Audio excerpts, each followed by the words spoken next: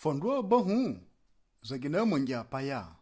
ko bohu dukinji tiunga na tigira gore fondu zagina bohu rengba no gwa maswa nandu ko Gbudue yo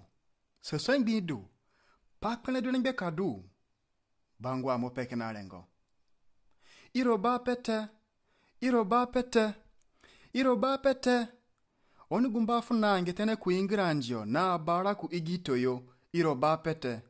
onu gumba afugani amura kporo ku uroyo na akupajo iroba pe na vrate obohu neta dusho ku Gbudue ni bunga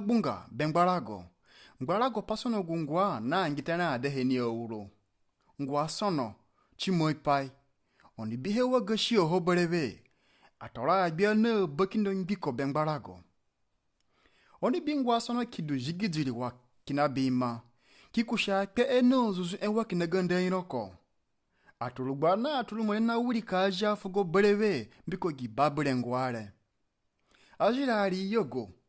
anya sende yogo ami yogo mbiko guzezere dinzere mete na kushi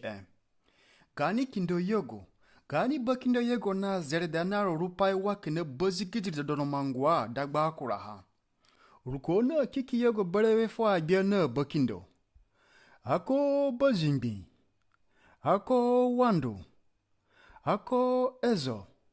ako Gbudue ako funo ako Rikito ako mange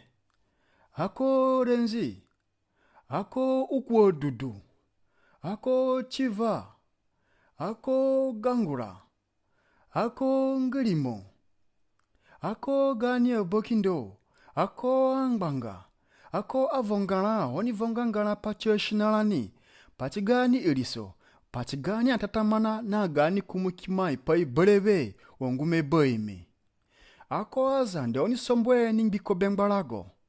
oni roga gama efu Bakindo ako ovundwa wali na giti oni kaya fio ningana idusho Bakindo na bado kombuyo no nzomo age chingishi protokoyo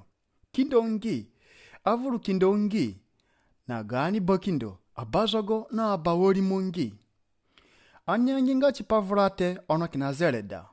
chipa soki na akparakate ono kina kodatise chipa gbiriseri mote ono chipa mbakaderimo gani kindo zombo shinga shinalani berebe tikikuru po wa moro gumba wogu pishirute nina kura tirago pushidubo